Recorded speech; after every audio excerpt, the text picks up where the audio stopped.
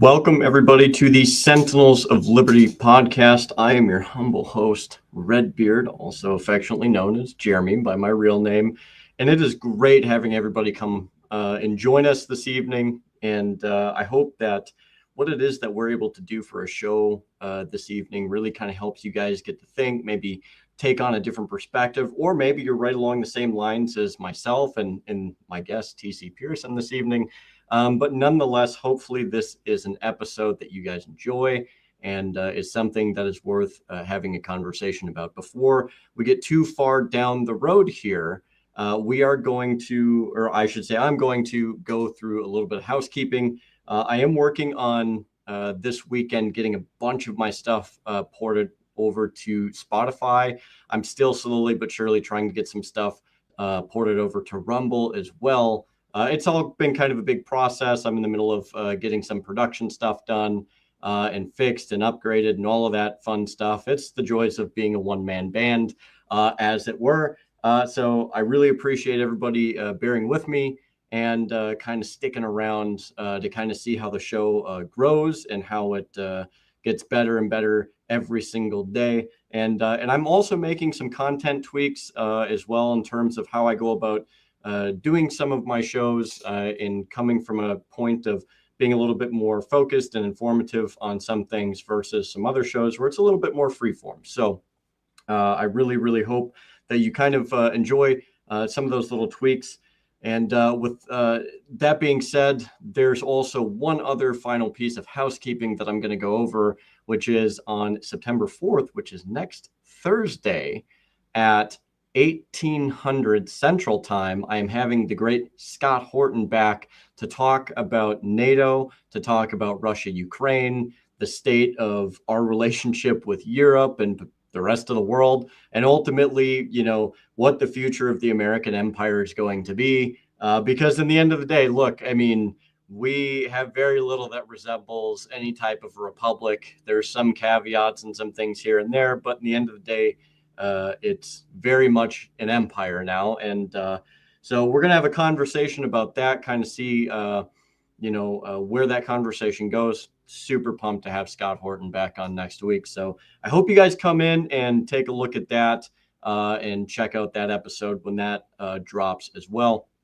And without further ado, I'm going to kind of get into a little bit of the spiel, a little bit of the preface of what this conversation is going to be. Again, I'm joined by TC Pearson. He's a pretty solid dude. I've talked to him a little bit, and I like what he's about. I like a lot of the positions that he takes, and we tend to align on a number of different things.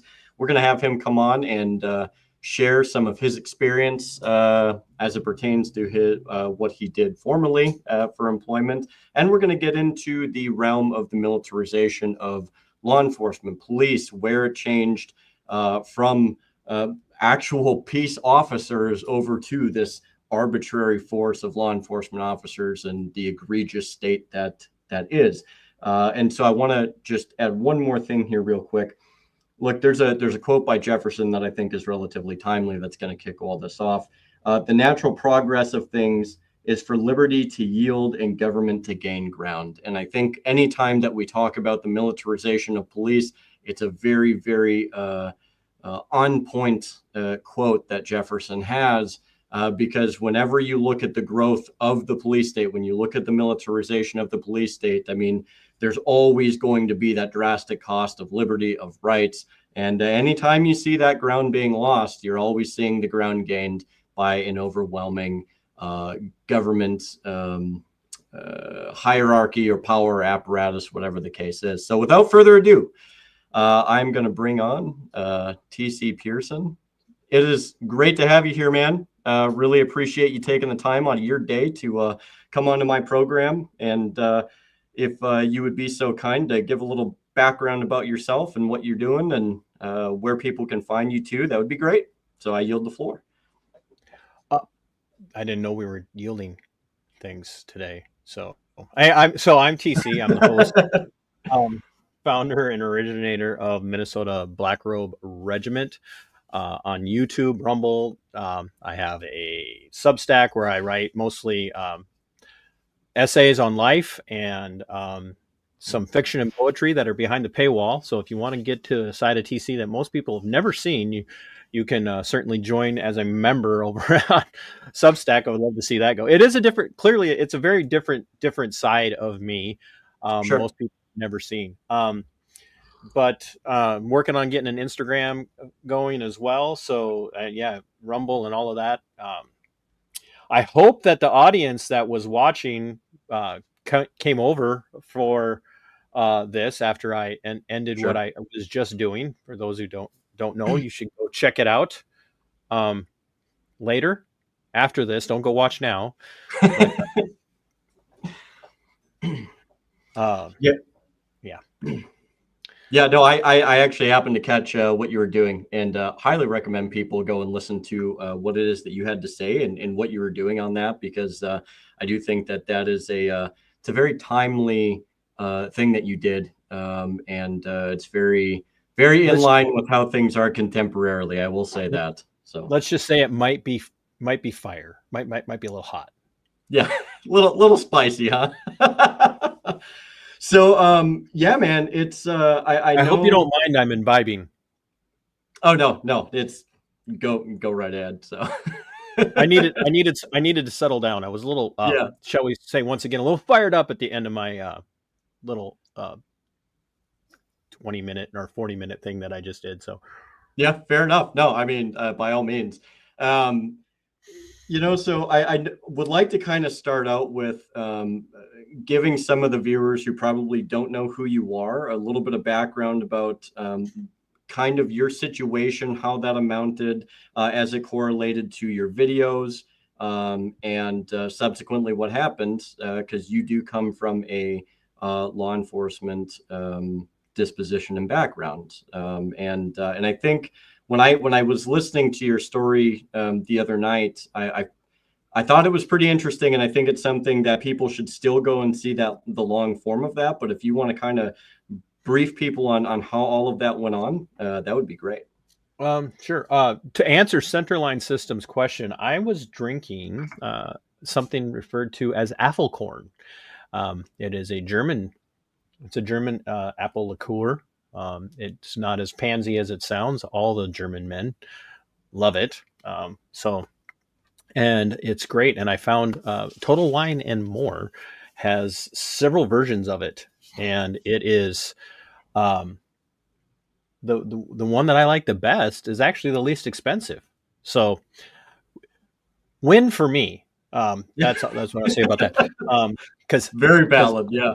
Yes, very much a win for TC. But and then I'm also drinking Heineken Silver. So because I hate macro brew beers in the United States, and Heineken is a macro brew from not the United States, Yeah, and it's also incredibly low carb. So and there you go. it helps me. It's helping me on my weight loss journey. 6 years ago, I was 300 plus pounds. Today, I weighed in at 173.4. Heck yeah, dude. That's the motivating stuff right there. So I like that. That's awesome. But yeah, so who am I? I am what you would refer to as a quintessential ex normicon, and I coined that phrase normicon because the word normie was going around so much for the last 10 years. Yeah. But I coined the phrase normicon during the pandemic because all of the normies were taking all of the standard protest positions based on the state that they lived in. So if you were in a state like South Dakota, where Kristi Noem, the train wreck that she's turned out to be, but and not because she shot a working dog. By the way, folks, ranchers and farmers shoot working dogs all the time. Like Yeah. people do not understand the difference between a pet dog and a working dog that harms animals. But anyway, right over their heads. Yeah. So well, or never mind. Won't make that joke right now.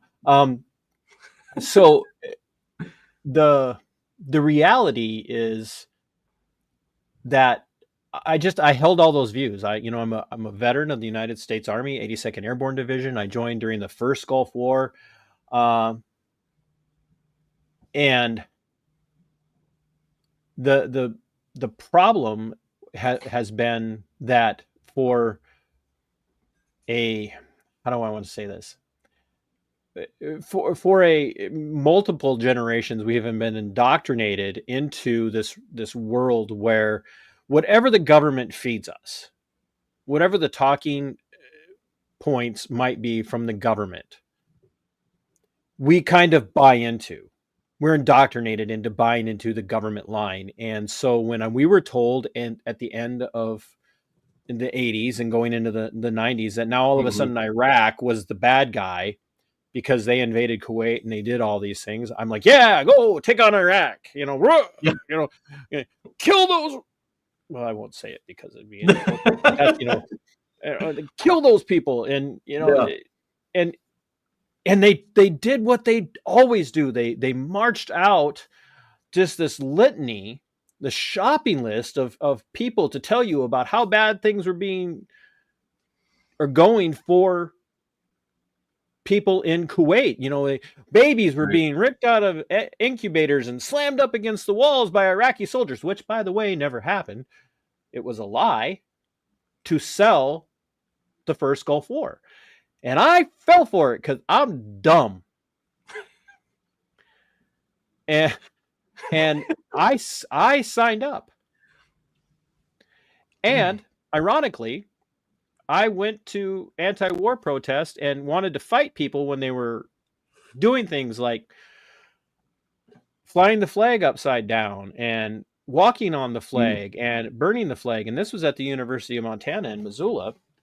Yeah. And, I started at a private school and then transferred out to the University of Montana. And I'm like, oh, no, I'll show you. So I went and I enlisted in the Army. Bro, I did, and I'm not saying these things to say that if you're in the military that you're a bad person. You're not. Right. I don't see that. But what we've seen, and you've had Scott Horton on, Oh, yeah. I've had Yep. Scott on, I've had Clint Russell, I've had Michael Rechtenwald. We've all talked, Yep. talked about all these things numerous times on my show. I talk about it frequently by myself on my show, but we all kind of were there at one point, or we're off to the left, um, Right. and at the end of the day, I started to wake up and realize that none of the stuff I'm told I'm fighting for is real. Mm. And so I get out of the Army. I come to Minnesota, which I was born in Minnesota and raised in Iowa and lived in Montana. And I came to Minnesota when I got out of the Army. I was going to go back to Montana, and I ended up settling down here. Met my wife, and best things ever happened to me was staying here to be with her. Yeah. But I had kids, and then 2001 happened, and I started to watch as we were getting sold this argument that do all these things, be this patriotic person because September 11th took place. Right. And I'm like, yeah, that appeals to how I was raised. And, yeah, fight, put a boot up their ass. It's the American way, as the song Yeah. says. And, Right. Yeah. and I took a step back and I'm like, wait a minute, how did this happen? How did we get here? How did we all of a sudden just go from, being this country and it, to me, it felt like all of a sudden, but it wasn't. It was a very long, drawn out process. How did we go from being liberty loving, natural rights embracing, pro secession, pro, do whatever you want to do as long as you're not hurting anybody else, which was really the Right. founding of this country, to yes, please give me more Patriot Act. Monitor Right. me Yep. more. See something, say something. Call the cops for everything. Call the Mm. government for everything. And I'm like, how did this happen? But I wasn't out of it yet. And so in 2007, when this is probably not what you were looking for, but this is what you're No, getting. please go Jeremy. ahead. Yeah, no, This this is is what great. you're getting. I don't get to do this on other people's shows very often. So normally I'm have other people on to tell their stories, which you Yeah. guys are gonna get because I'm gonna have Redbeard on my show. He doesn't know that yet, but he will be coming on Heck for an yeah, dude. episode. Um, for an episode of Libertarian Lowdown, which is now in its 4th season on my channel. So I just like, yeah, like Centerline said, spy on me harder, daddy, Yeah. Yes. and it's true. It's like, yeah, so Yeah. take more of my liberty, please, just keep me Right. safe. And Right. so in 2007, when the housing market, and some of you might be old enough to remember this, but the housing market took a dump, and I got laid off from a job. Don't laugh at me. I was designing kitchens. I was a very good designer, and I got headhunted away from a pretty major chain here in the Midwest called Menards. I got headhunted away from Menards and went to a private studio doing work for them. And when the housing market took a dump, I got laid off. And the only place I could find a job at the time was for a local pet store that I was that I frequented. I had saltwater aquariums, Sure. and I also raised freshwater African cichlids. And I went in and said, like, I just need a job. I'll do whatever you want. And they said, hey, we need a general manager. You want to take it? And so while I was doing that, my brother, who has been in law enforcement now like as of 2025, has been in law enforcement for over 20 years. He's my younger brother. He reached out to me and he said, hey, man, Olmsted County Sheriff's Office is hiring detention staff, deputies. Right. They're hiring deputies.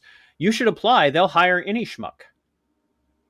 And I'm like, gee, thanks. Well, I didn't mean it that way. What a nice thing to say.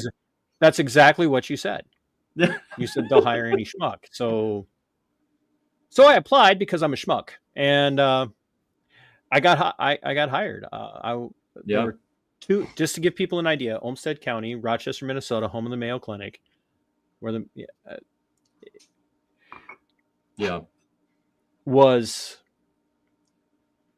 is the 3rd largest metropolitan area in the state of Minnesota.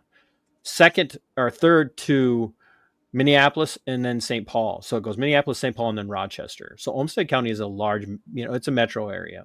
Yep. And when I applied for the job and tested, there were 290 people testing for 5 positions. That's a lot of people, man. And I got hired. I tied at the top one position with 5 other people. We had the same scores between the physical fitness, which was not good on my part at the time because I was fat then too. But I passed, did well on the interview, did well on the psychological testing because they put you through what's called the Minnesota multiphasic battery. Sure. Went through that.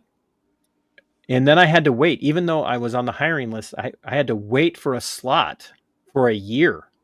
That's how long their hiring list was. And the 5 of us all started all about within a week of each other. And then I went through the academy where Minnesota does not have an academy system for law enforcement. They have 2 options, and the option that I had was for the detention end of the law enforcement career field. And so they do regional academies where they teach you everything you need to know about working in a detention center as a deputy. Gotcha.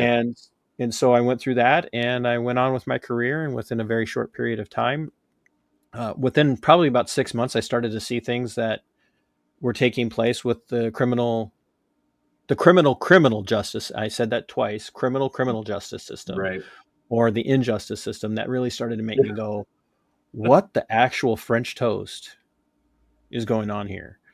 From child support people. So people need to understand this wherever they're watching from. In Minnesota, not paying your child support is not a crime, but you can be put in jail for it. Yeah. Oh my. Yeah, make that make sense, right? It's not in Minnesota. It is not a crime to not pay your child support. It's a civil infraction, and they will put you in jail until Oh, you pay your child support. oh, And that they take your driver's license from you. And just that. anybody have any questions?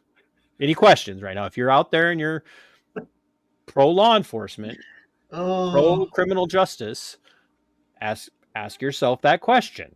yeah.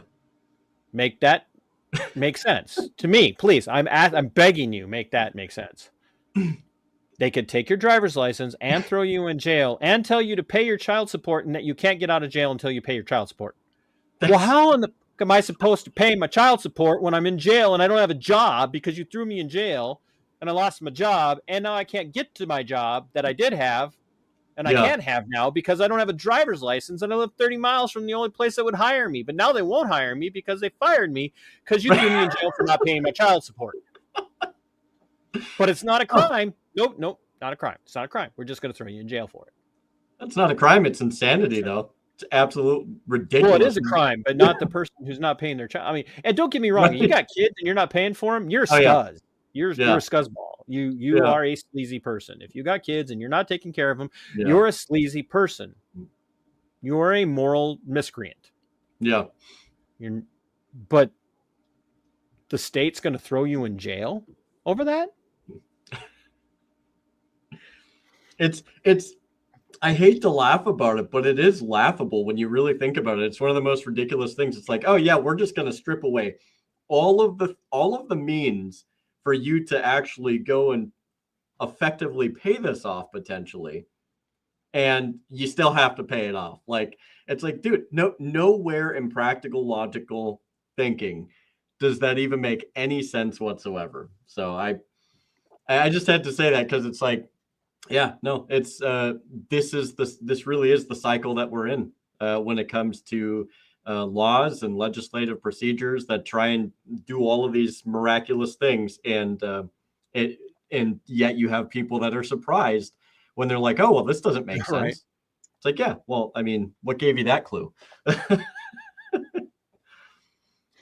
Uh, so things like that just really started to weigh on me, and I've always been into political philosophy, worldview philosophy, Mhm. philosophy in general. Um, don't let the way things come out of my mouth sometimes impact you in a way where or what I'm about to say will make you go, no, I don't believe that. But um, I've been through a lot of crap, and so sometimes I say things in a more crass way than a lot of people would expect from a Christian. Um, but I also have a very deep and profound Reformed Calvinistic um, Christian philosophy, Mhm. and that also drove me to reading and understanding things in the Bible Yeah. uh, in a different way than I had ever been taught, by my parents, by any of the churches I was Mhm. involved in. And so I'm taking the things that I'm observing, I'm looking at things from a Reformed theological perspective with my Christianity. And not only am I having problems with the broader Christian church in the United States, but I'm also having a problem with the way the broader Christian church in the United States embraces a lot of the stuff of what the government does. Because you know what? We're told that we're supposed to submit to government because it's good and God wants us to. And I'm like, everything the government is telling you to do goes against everything God says to do. Yeah, but God Yeah. said to Yeah. submit. But we're not supposed to question it. Just do it. I'm like, no, but Yeah. wait. Can we? Right. They they want to trans your kids. Kids. They want to make it. They want to force you to use pronouns. Yes. Yeah. They're not like optional. They want to force you to do it. Right. They so I started to struggle with a lot of things that people would throw out. Romans 13, and Mhm. to submit to the ruling authority because God has appointed them over you. Because they're ministers. Remember, this is the Bible, folks. They're supposed to be ministers of God's justice to enforce good and punish evil. That's what the Bible says. So when your government passes a law that now rewards evil and punishes you for calling it evil, you want me to continue to do what? And those things started to play out in my mind. Yeah. And then 2020 came along.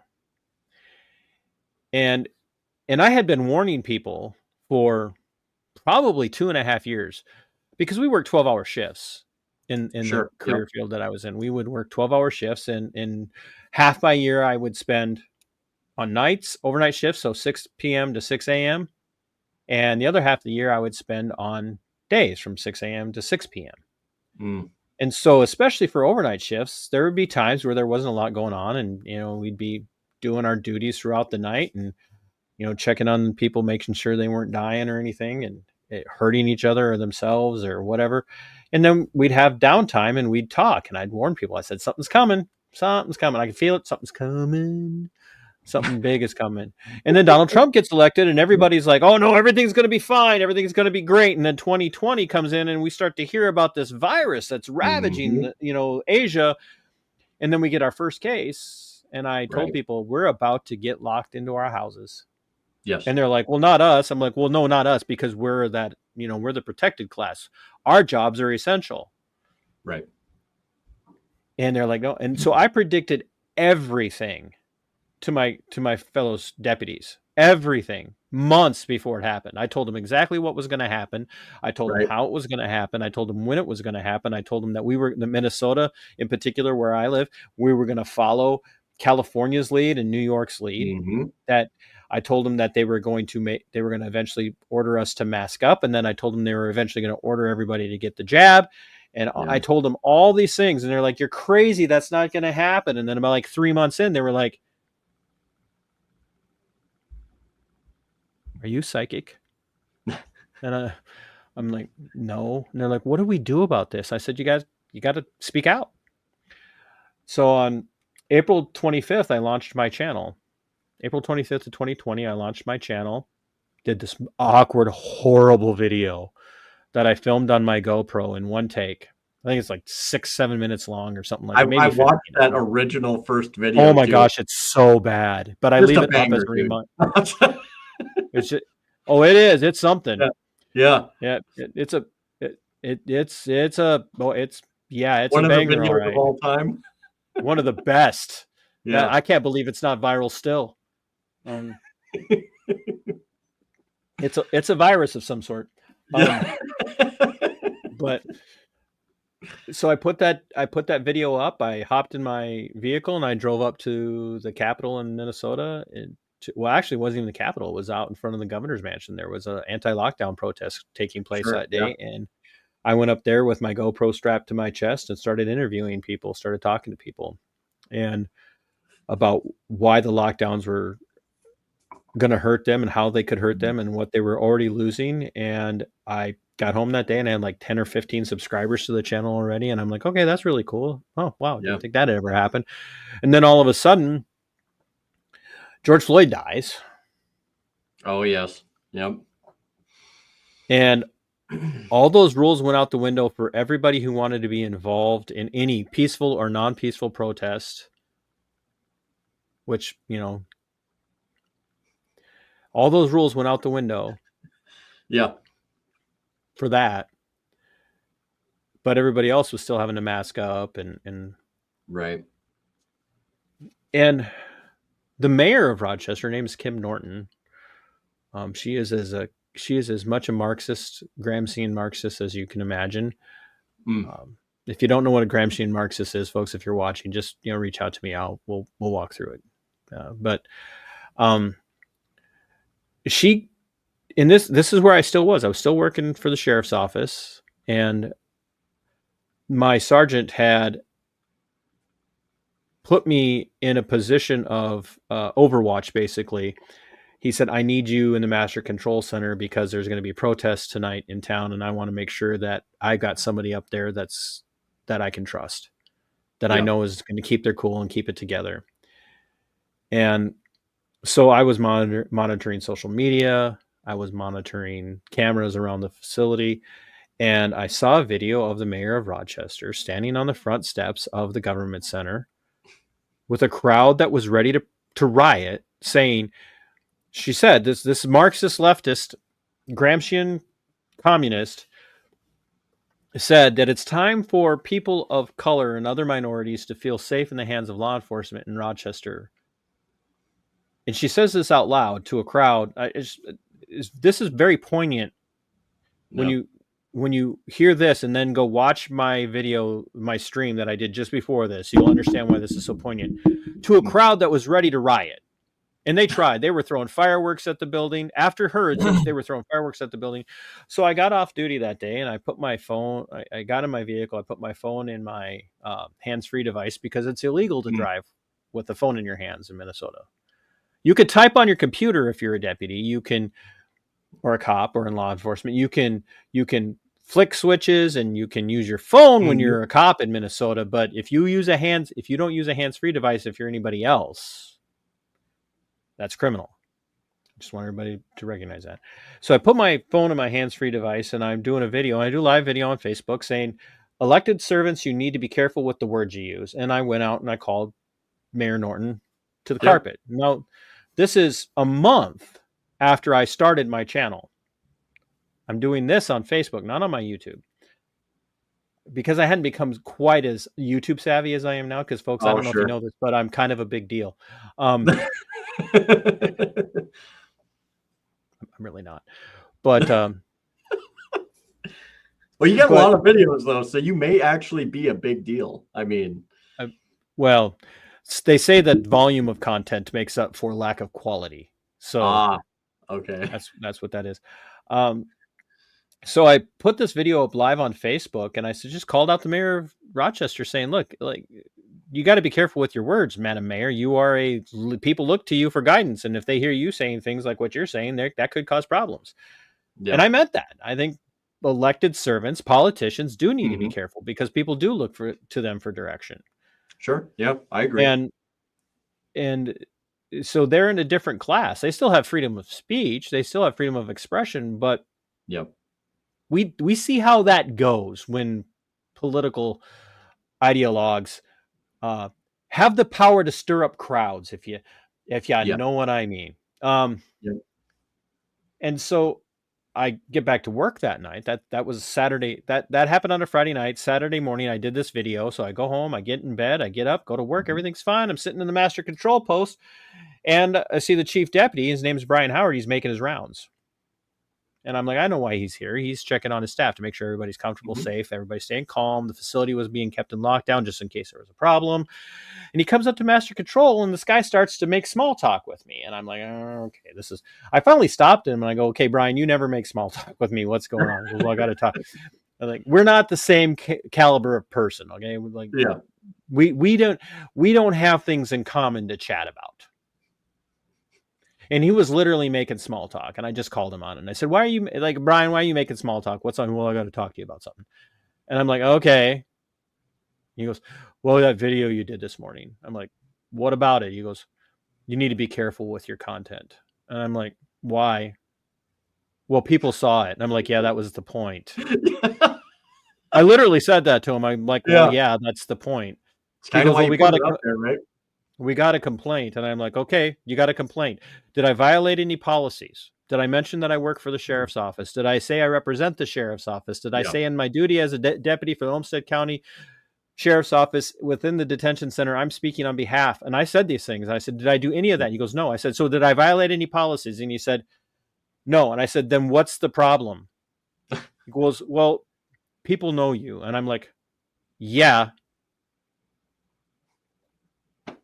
You just got to be careful. And I'm like, I didn't do anything wrong. You just admitted I didn't violate policy. And he goes, well, you were using your phone while you were driving. And I said, yeah, in a hands-free device. And he said, well, that's technically distracted driving. And I said, you know what? It won't happen again as long as I work for the sheriff's office. I did not know at the time how prescient that comment was. Oh yeah. But Yep. So I was very disturbed by that conversation. So I formulated an email because, if I ain't the brightest light on the tree, but I'm not always the dullest blade in the drawer either. So fair enough. Yeah. And so I formulated an email, worked on it, sent it on the morning, the Friday morning. So I worked throughout that weekend, had Monday, Tuesday off. On Thursday night, I sent the email to the chief deputy saying, hey, here's this conversation that we had. And I copied my personal email into it, blind copied my personal email into it. So I have this whole chain of emails, by the way, if anybody ever wants to see them. And I said, I would like some clarification, because you said in our conversation I didn't violate any policy and procedures, but I was left to believe that maybe there could be some trouble if this goes forward, and I'd like to get some direction on what you guys mean by that. Yep. And he took a week to respond to me. So we all know what he was doing in that week's time. He was like, oh, shit. Oh, yeah. Yep. This guy's calling me on this. So he was checking in with somebody, chiefly the sheriff. And he goes, well, hey, when you come back to Days, I'd love to have you come stop by the office. We'll have a conversation about it. No big deal. Mm-hmm. And I said, I would really like this direction now. Never heard back from him. Never heard a word from him. Not once. Never heard a word. And he never even called me. He said, like we would have lunch, and it was like literally 2 doors down. Our break room was literally 2 doors down from his office in the conference area. He never even came out and said, hey, let's go talk. You're right. We should have this conversation. Never had that conversation. So I'm like, you know what? I'm just going to go back about my business. I'm just going to keep going to, do man on the street interviews at protests and speaking. Yeah. At this point, I'm getting asked to go to events and speak at them. Right. And people are like, hey, we'd love to, have you speak here. We'd love to have you show up here. We'd love to have you, record this stuff and document this stuff. And so the first round of lockdowns ends, but now the mask mandate is in place. I'm going places without a mask. I'm like, screw you. You don't have the authority to tell me I have to wear a mask. You don't have the authority to tell businesses they have to act as your law enforcement arm for you. You don't have the authority to send cops to tell somebody they have to put a mask on in a business, or they're not going to be allowed to be in public, which flies in the face of Minnesota state statute that says you can't wear a mask in public without a prescription from a doctor. How many people know that, though? How many people actually knew about that? Right. So I'm doing all these things, and I'm like, I'm videoing everything I do now. I'm keeping my phone in my pocket. I've got videos on my channel of people freaking out on me, trying to stop me from entering stores. But I'm never rude. I'm never hostile. I'm never violent. I'm just like, you don't have the authority to tell me to leave. So your only option is to call law enforcement. You want to call law enforcement because it's not going to look good for you. Yeah. Right. And so I begin to interview more and more people. Now I'm reaching out for the second. I started to warn people that the second round of shutdowns was coming in 2020. Sure. I said, they're going to lock us down in November. And they're like, what? It's September. How do you know that? I said, just wait. They're going to lock us down in October, November. They're going to lock us down. They're going to shut down our churches. They're going to shut down businesses again. And there was a group here in Minnesota that opened, they started a group of business owners, restaurant owners in particular, who were not going to close their businesses for the second round. I remember that. There's like 168 of them or something like that across the entire state. Only about half of them actually stuck with the plan. Sure. And so I started to interview all these people. And one of them was a gal named Lisa Hansen from Albert Lea, Minnesota. She had a little place called Interchange Coffee and Wine Bistro in Albert Lea. Oh, yeah. And so I had a day off, and I decided I was going to go check this gal out. I was going to go see if she was a real deal. So I drove the hour to her business, very surreptitiously went in, looked around. The business was relatively busy for a town that was only 18,000 people. People were in buying coffee and getting sandwiches and stuff. And so I'm sitting there, and I'm watching, I'm paying attention, and I'm like, wow, this is impressive. She meant it. She's going to keep her business open. So I finished up. I went over. I introduced myself. I said, hey, I'm I host a podcast, and my name's TC, and I'd love to have you on the show sometime. Here's how you get a hold of me. So she's very polite, very nice. She does some reaching out to some people she knows. She had her kids check into me, and social media savvy people. And she got back to me and she says, they said you're the real deal, that I should sit down and talk to you. And I was the first I helped her break her story away from regional media right there in Albert Lea, who were telling her story, but with a slant. And so I helped her get her story out there. I got her connected with a friend of mine who had a massive podcast at the time, just a huge following. She went on with him. She ended up on Fox News, and other outlets started to pick her up. And we became really good friends. To this day, we're still very good friends, very, very good friends. And I started to really go to bat for her, and something broke open. She got charged criminally by the city attorney of Albert Lea for keeping her business open. And Walls was sending out checks to people who were closing their businesses. And so her business got a check to help make up for the lost income, which it didn't even come anywhere near what it would have been she did lose, because she kept her business shut down the first time around because she thought maybe this is the right thing to do. Yeah. So it came nowhere near paying that. So she decided to hold a protest using the money that Walls sent her in that check. And so she gave away free food and drinks to people that night of that protest. And I went and I shot video the entire night. And the local police department, the Albert Lea Police Department, with whose chief at the time, the chief of police, J.D. Carlson, was a veteran, Marine, a veteran. He sent in undercover cops. The state sent in undercover cops.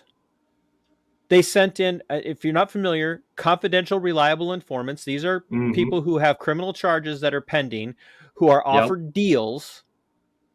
They get paid basically by, if you do this for us and you do that for us, we'll give you a better deal or no jail time, or we'll drop all your charges. They sent in actual criminals, people who are actual criminals, to spy on and record the protest.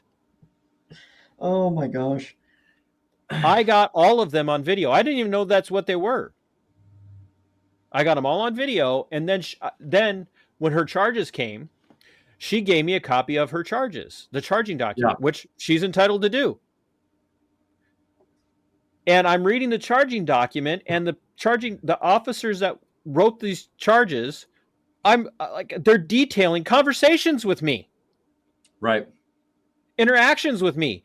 So I go back and watch my video, and I'm like, it's this son of a bitch. I know that guy. Yeah. So guess what I did? I made a video out of it. Yeah. Why not?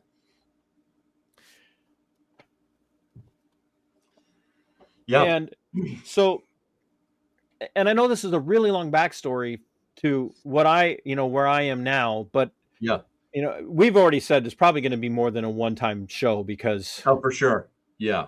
Because my backstory is incredibly important for people to understand why I am where I am now. Right. Yep. And so I'm like, what the, this woman's never committed. She didn't so much as a speeding ticket, and they're sending in actual felons, and like undercover, like full beards like yours, cops, like hardened cops who were like doing things like living on the streets, doing like massive fentanyl buys and like infiltrating like human smuggling rings. They got these people coming and spying on her.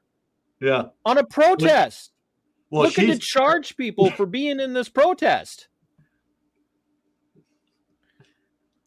Well, and if that doesn't tell you where they feel like the biggest threat to their power is, I don't know what that. Apparently it's not the fentanyl dealers. It's clearly the biggest threat to their power is marijuana and people that read. Yeah. Yeah. You So know, who would have ever guessed that somebody who's just trying to like stay afloat, you know, and keep their business going and keep their life you going you is, bastards, how can you yeah, do how that to this dare you? country? Just represent, you're not patriots, right? Like that. And that's how they try and gaslight you too. And Mm-hmm. they do it not only just for that, but for like war and so many other things. It's just like, well, how dare you question the narrative? Like, how dare you go against this? Like, if you do that, then clearly you're working for the other team, or you're not a patriot or in line with liberty or rights or anything like that. Like, it's Right. just it's the same old spiel, and yet, you know, it's like you would think after a certain amount of time that like some people would start to figure this out. It's like, no, like they've used this thing since, you know, forever. And it's no matter how you frame it or what it's for, it's the same thing. So I, maybe some people can't be helped when it comes to that, but it makes me just want to slam my head against a wall some days. Careful what you wish for when we're talking about cops. Yeah. Well, isn't that the truth, right? Yeah, I did not say that out loud, did I? So yeah, I put this video out, and in February of 2021, I get called out of the unit I was assigned to. Sergeant sends somebody down to the unit I was working in, and he's like, "Hey, Sergeant needs to talk to you in his office." And I'm like, interesting. So I go down to Sergeant's office, and he's like, "We need to go out and talk to the chief deputy." And I'm like, "I'll be right back." And he's like, "What?" I'm like, "I'm gonna go log off the computer and grab my stuff." And he's like, "Why?" I said, "Because I'm not coming back in today." He goes, "What?" Yeah. I'm like, "Come on, Phil.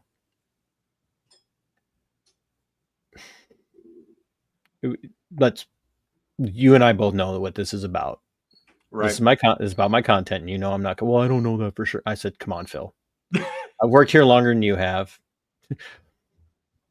You and I both know what this is." Yeah. I went in, grabbed my stuff, logged off the computer, told the other deputy, I said, "Read my log. That's everything you need to know. Everything should be chill. I'll see you later." And Yep. he goes, "What's going on?" I said, "Don't worry about it. I got this." Yeah. So I went out, walked into the conference room. Chief deputy is at one end, and I've got video of this, folks, on my channel, unredacted.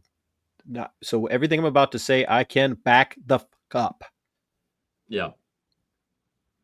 They did not know who they were dealing with when they picked this fight. I walk in, he goes, "Were you going to sit down?" I was like, "Well, it depends on what this is about." He says, "Well, I've got a formal disciplinary step notice for you." I said, "You're going to need to excuse me for a minute, Chief. I have to go get my cameras." His response was, "Oh." Oh no. So I went and got to my locker. I got my cell phone. I had a cell phone that I used strictly for recording, and it was an older one that I used strictly for recording, and then one that I had, Yeah. my personal cell phone. I put them both up, and I'm recording. And he's like, he starts talking to me, and he says, "Well, I need your, look at this. I'm looking at all these complaints. On this date you said X," and I'm like, "Well, so what was X?" So like one of them was, "Taxes are collected through the threat of force, where men with badges ultimately will be sent to your house with guns to arrest you for not paying your taxes." Yep. And I said, "Yeah, what about it?" He goes, "Well, don't you think that's demeaning to law enforcement?" And I said, "No, it's a statement of fact. If you don't pay your taxes, it's not, I mean, I'd have to go back and watch the whole. It's like 10 minutes, but I don't know exactly how that part played out. But like, so this is an infringement." And he's like, "What? What's an infringement?" I said, "This is an infringement on my free speech." Yeah. "Well, I'm not here to debate this." I'm like, "You're writing me up. I want to know what this is about." Yeah. "Well, I just need you to, I just need you to acknowledge that you received this write up." And I'm like, "What?" I said, "Do you remember when you approached me in Master Control during the riots, Yep. and you told me that I couldn't, like I needed to be careful because people knew who I was, and they could complain, and then I sent you an email and asked for clarification. You never got back to me." Now this is key, folks. Very, very important. Very, very important. He says, "Well, I believe policy is clear, so I didn't need to give you clarification." That was at the front Wow. end of the conversation, right? So we go through the entire conversation. I'm trying to pick these things apart, looking at it. And he says to me, I say to him, I said, now that we've done this, is there a chance that in a couple of weeks we can get back together and talk about what I am and am not allowed to do? Because I've been invited to speak at events with Republican and other legislators Right. and politicians. I am now being asked to MC events. I'm now being asked to speak at these events, to take part in them and take part in people's campaigns. What am I allowed to do and not do? And he says, and I quote, "I'll have to get back to you on that because policy can be debated." So now it can be debated. Yeah, that's So great. on the front end, it was clear, but on this end, it's debatable. Yeah.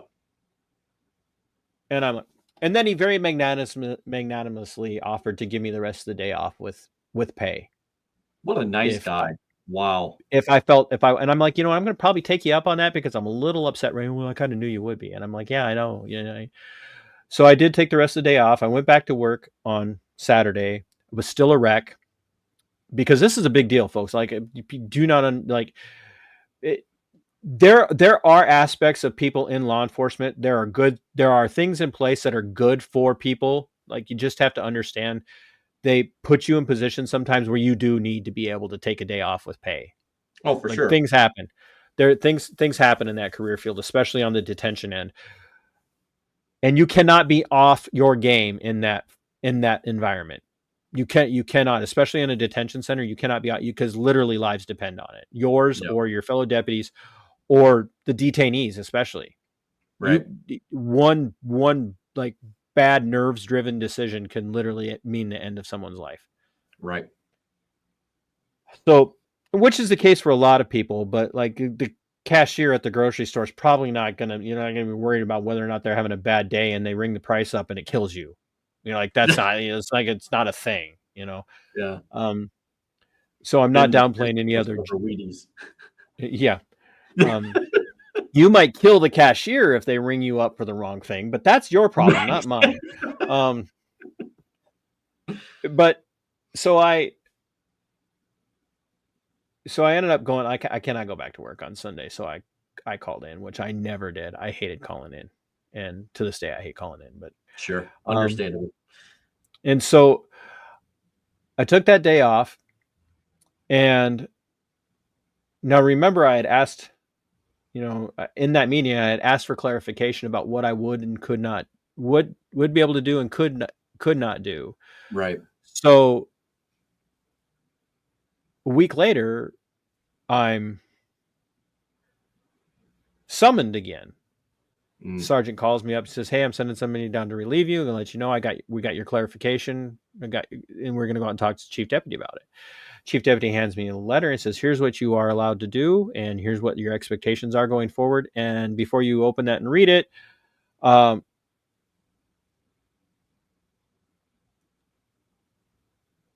you are now being placed under administrative, how did he say it? Formal internal investigation." They placed me under internal investigation. Yeah. For my podcast. That's insane. And the reason that they placed me under internal investigation was because the day they first called me out to tell me about the write-up, they received a complaint from a county employee, a social worker named Terry Dose, who was a hardcore leftist, who was filing a formal complaint about my content.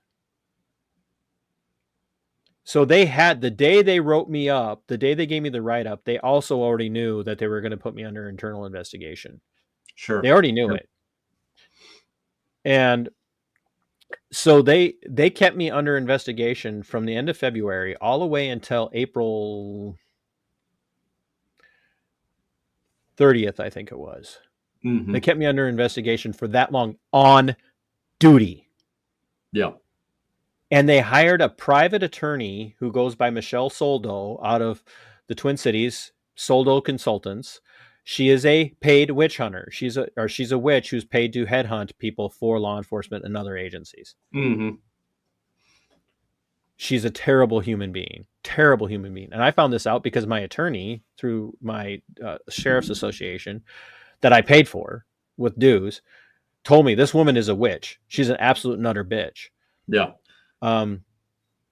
So they hired this attorney, a private attorney, to the tune of, whatever the attorney's average attorney now is like even in 2000 was, or in 2021, I think the average attorney's hourly rate was something like $380 an hour or something on It's not average. cheap. You're spending a chunk of change on it. 60 days they had her working on me. 60 days, thousands upon thousands of dollars. She's interviewing everybody. She interviewed the person that complained about me. She interviewed the chief of police of Albert Lea. She interviewed the city attorney of Albert Lea. She interviewed people that she could find from my videos, on and on and on and on and on.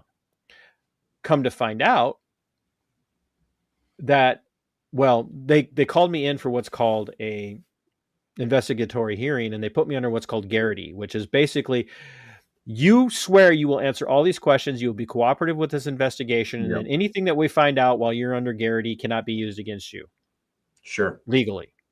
Doesn't mean you can't be terminated, but they cannot use anything they find out about this legally.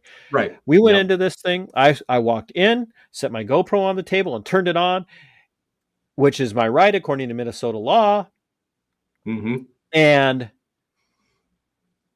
she freaked the fuck out and said, if he doesn't turn that camera off, I'm ending this interview and he will be reported as uncooperative and immediately terminated. Wow. And my attorney looked at me and went, he said, just turn it off. We'll work on the rest of that. And she grilled me like it was the Salem witch trials. Like, she wasn't asking questions. She was accusing. And my attorney, we finished, and he said, I have never interrupted her, and he's dealt with her before. I've never interrupted her more than maybe one time during a meeting ever. He goes, did you count how many times I had to interrupt her? And at one point she's like, well, you talk so much about the Constitution. Where'd you get your Juris Doctorate at? And I'm like, oh, that's one of their favorite fallbacks too. It's like, you have a piece of paper that claims that you're an expert on this. It's like, oh yeah, no, publicly available information. My attorney laughed so hard when we got out of that interview because I looked at her and I said, come on. And she's like, what? And I'm like, what did you just ask me? She goes, where did you get your Juris Doctorate? Or do you need me to your law degree? I said, no, I know what a Juris Doctorate is. Yeah. I said, why would you ask? Dude. Why would you? Oh, she was an absolute bitch. Good Lord. And I'm having a little bit of, you have to forgive me. I'm getting a little, it's not fun I try to make it light, but it brings up feelings. Oh, for sure. Understandably so. It wasn't physically traumatic, but it was a very traumatic, trying time. So, I said, you know everything under the sun about me. You know people I've interviewed. You've seen clearly seen the vast majority of my videos. Yeah. You know what the complaints are. You mean to tell me that you don't know that I don't have a law degree? I asked her that. She goes, yeah. Well, you sure seem to think you know an awful lot about the Constitution. I said, because I do. Yeah. But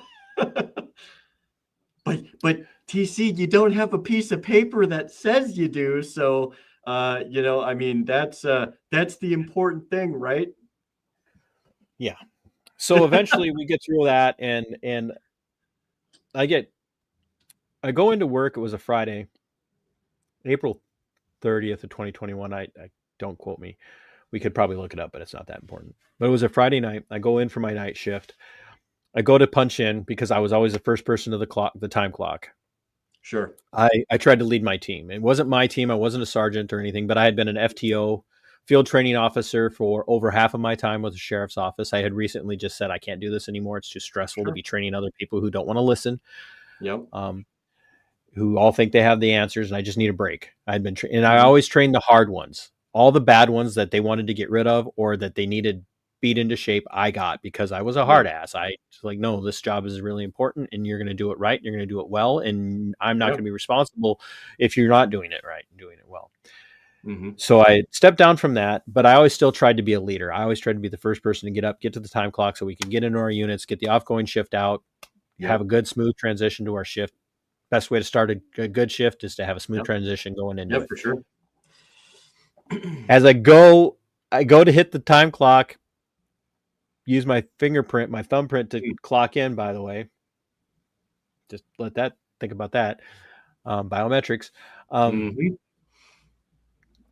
Sarge grabs me. He goes, we need to go talk to the chief. And I'm like, that's what I think it is. He goes, yeah. He says, I'm not happy about it. I did not know this was happening. I would have gone to bat for you, but we are where we are. I don't want this to be public and embarrassing for you. So let's just go through this door. So we went through a door where no one could see us. We went in. He says, your chief's like, hey, Sarge, can you get everybody else in? I don't want to have to escort him out in front of everybody. And so he goes, you're being placed on paid administrative leave. I know everybody's freaking out. I had committed no crimes. I had done nothing wrong, folks. I want you to understand. I'd earned paid administrative leave. I had done nothing wrong other than have political opinions and philosophical opinions that they didn't like. That's all this was. How dare you? Right. And the chief deputy looks at me and he goes, are you okay? And I'm like, hey, it's Friday. It's a good weekend. It's beautiful outside. It's a good night to have off. I'm going to go home and have a drink. Yeah. And he goes, okay. He made sure everybody was gone, walked me out to the locker room. I'm unlocking my locker and he goes, do you have your personal sidearm in there? And I'm like, yep. He goes, do you mind if I carry that out and make it safe? And I turned around and I said, what did you just say to me? Well, I said, no. How dare you? Yeah. Brian, I'm like, I didn't say chief. I said, how dare you, Brian?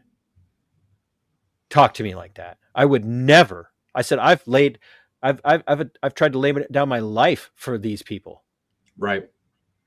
How dare you imply that you need to take my gun from me to make everybody else safe? Yeah. I said, no, you will not. And so I holstered my gun. I put my holster on my hip and I walked out and he's like, well, you're going to be okay. And I'm like, I don't think you care. And that was the end of April and I never went back. And 2 weeks later, I got a letter saying they have an intent to terminate. We have an intent to terminate. You have a termination review hearing on this date.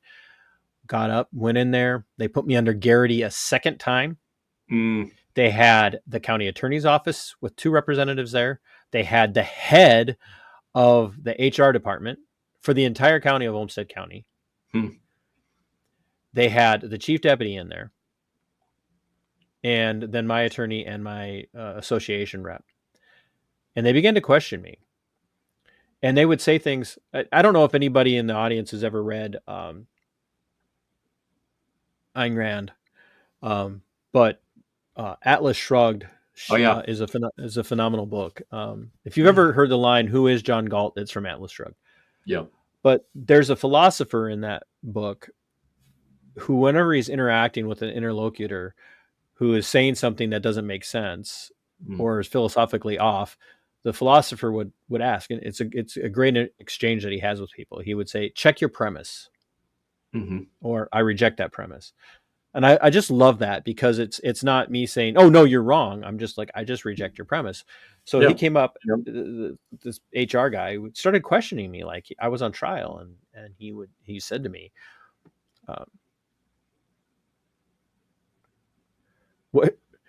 what if I told you we had grounds for criminal charges? And I said, I reject your premise. Yeah. And he took a step. My attorney looked at me and grinned.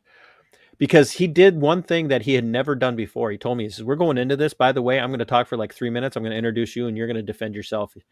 And I said, what do you mean? He said, you're the most prepared client I've ever had. He said, you are more versed on this law, on this stuff constitutionally, case laws, precedents than I am. He said, you've taught me things. He said, I can't even believe we're sitting here. He says, you're going to hand them their asses in there. And so he just like, we have this. I'm like, if you had this, I'd be in cuffs and charged already. Right. So charge me or get over it.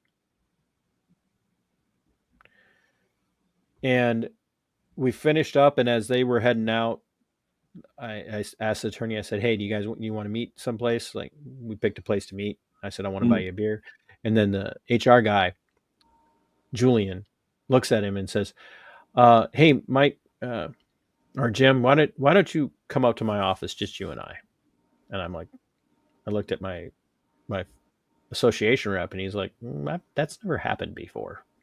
Yeah. So he and I head off and go meet and wait for the attorney to show up. The attorney shows up and he says he wants nothing to do with this. It's the sheriff driving this. Yeah. The Yeah. sheriff is driving this, and he's making a lot of noise, and he just wants the noise to go away. And he Yeah. said he asked me today how much it would take for you to leave to make this go away. I said, I'm not taking it right now. And there's not a chance. I Yeah. spent the entire summer of 2021 sitting at home, unable to tell this story, unable to talk to anybody about it. I couldn't tell anybody anything on the grounds that anything that I leaked could impact. It could have cost my job at that For point. sure. It could have cost me anything. The entire summer. So all of spring, all of summer, and into the fall. And I finally had to make a decision. I'm going to win this case. Julian told him, or Jim told them this in the meeting. He says, we're going to win this. We might go all the way to the Supreme Court, but we're going to win this. And it's not, it might be 5-4 or 6-3 or something like this, but we're going to win. And he's going to be, my client is going to beat you. Yeah. He's going to beat you. Yeah. He says, I don't even have to do anything. He's going to beat you. And he reemphasized that in the private meeting that he had. And they said, well, if you're so sure you're going to win, then why is it going to be 5-4 or 6-3 instead of, 9-0? He says, because you can't trust the Supreme Court to have anybody on there that, that isn't going to just lose their mind and do something stupid. Oh, for sure. Yeah. He said, but he's going to sway the justices. And keep in mind, because he's a veteran, you have to keep paying him. Even if you terminate him, you have to pay him throughout the entire process. And then when he wins, you have to bring him back to work. So not only will you have to pay him, you'll also have to pay all of his legal expenses. Yep. And you're going to have to bring him back to work. And so I sat the entire summer, and it was a bitch. It was absolute hell. Every fucking day was hell. Right. And I finally did get a letter of termination, but it was under, it was basically under, it was quashed because they knew that they couldn't just terminate. They would have to go to an arbiter. So, or in the arbitration. So I finally called up Jim, and I said, hey, what kind of offer did they make? And he said he didn't make an offer. He wanted to know what you wanted. And I said, I'm not giving them a number. I want them to tell me right what this is worth to them, so I can get on with my life. And I said, but make sure it's very clear. They better not insult me. So they came back with the first offer. And before he even sent the offer to me, he told them, and I quote, you can shove this right up your ass. Mm-hmm. It was 2 weeks pay. Wow. 2 weeks. Wow. 2 weeks pay. With my, my PTO paid out. And he says, I'm only telling you about this because I've already rejected it. He said, because they did the exact thing that you told them not to do, which was insult you. He says, that was insulting. He says, I've looked at your performance reviews. He says, there's no reason for them to be doing this. And I had, stellar reviews.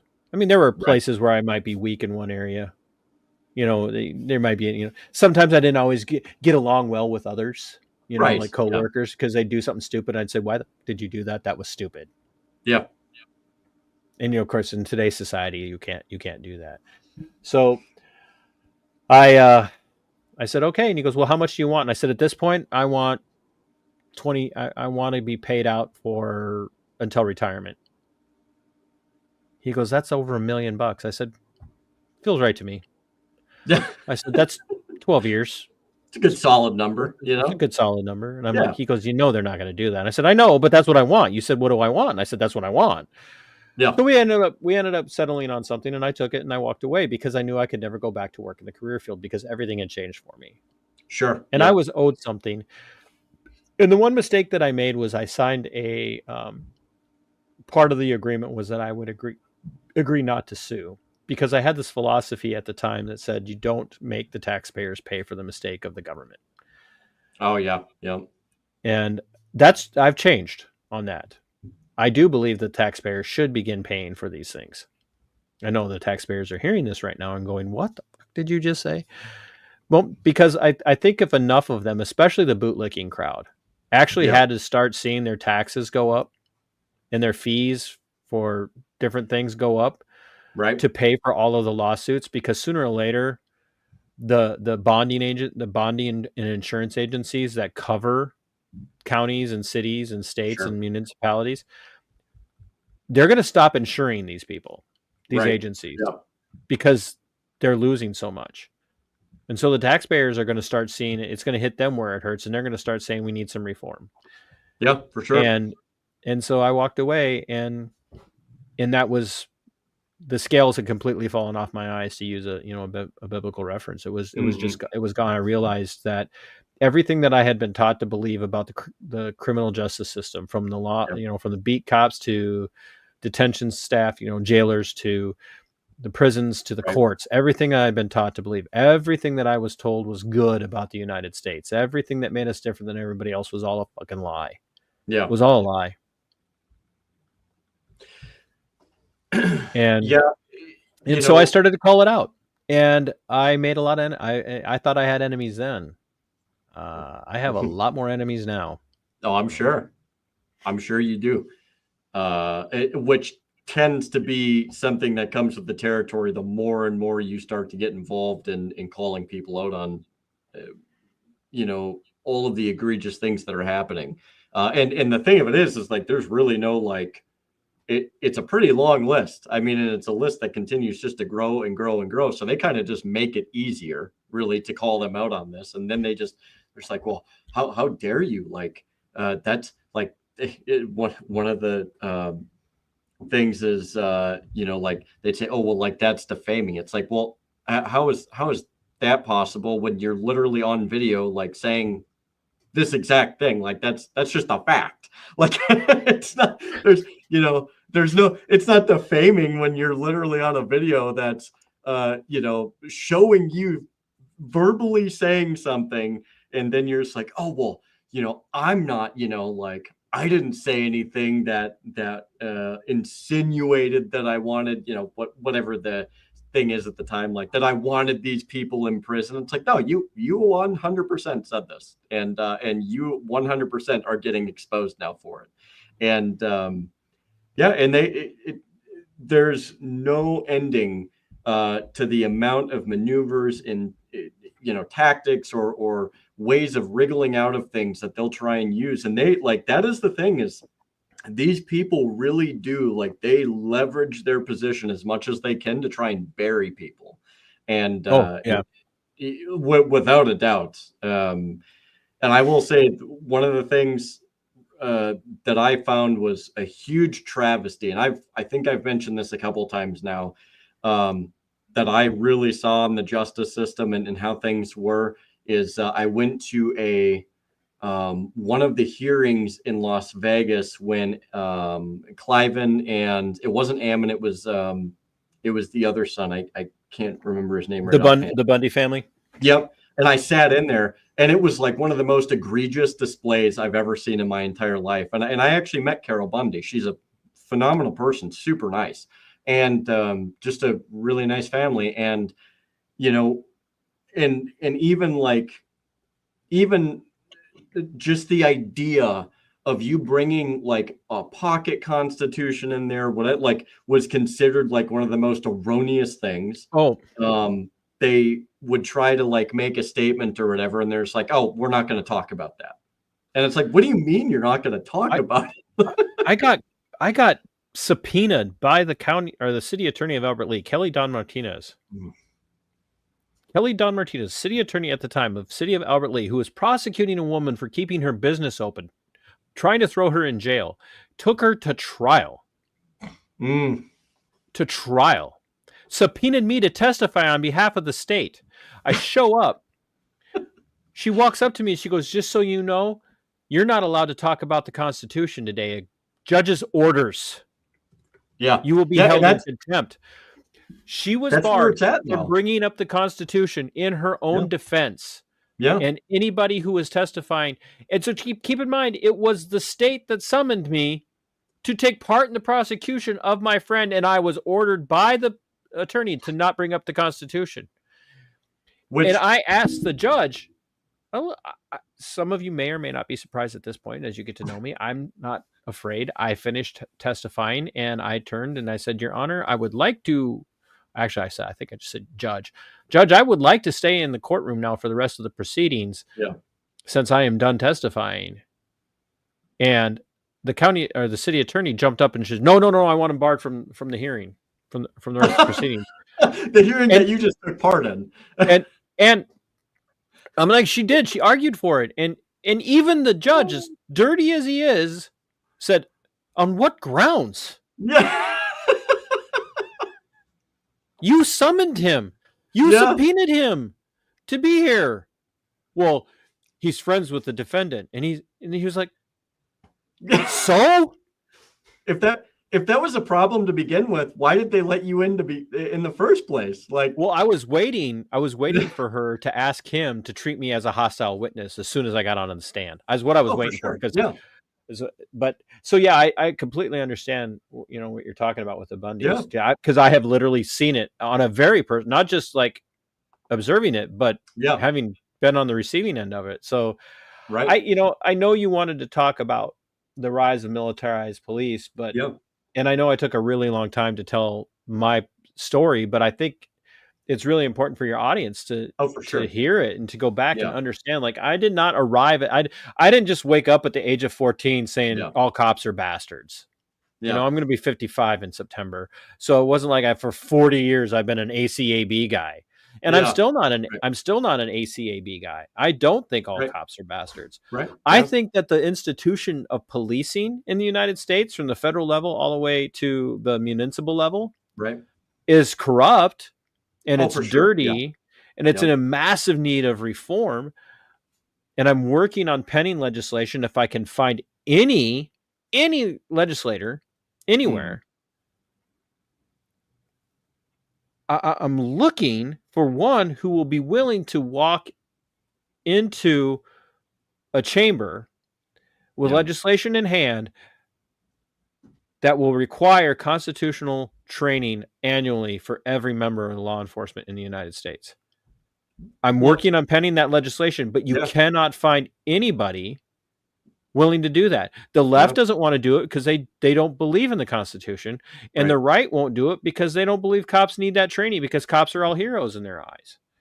And I would even go a step further too in saying that, like, I'm not actually convinced that the right even believes in the Constitution either, because as soon as they don't, they absolutely don't. And my video or my stream before I came on here is all about that. Like, exactly. That's it's and that's that. It really becomes that party favoritism of towing the line and like, our guy's in, so like he's gonna do the thing, and it's just like, but the thing that you're asking them to do, and maybe this is kind of like a decent segue to start getting into at least a little bit of it tonight, but it's like maybe the thing that it is. I do have to make dinner. I'm hungry as hell. I do too. But it's like the thing you're asking them to do is violate the rights of people, violate the liberties of people.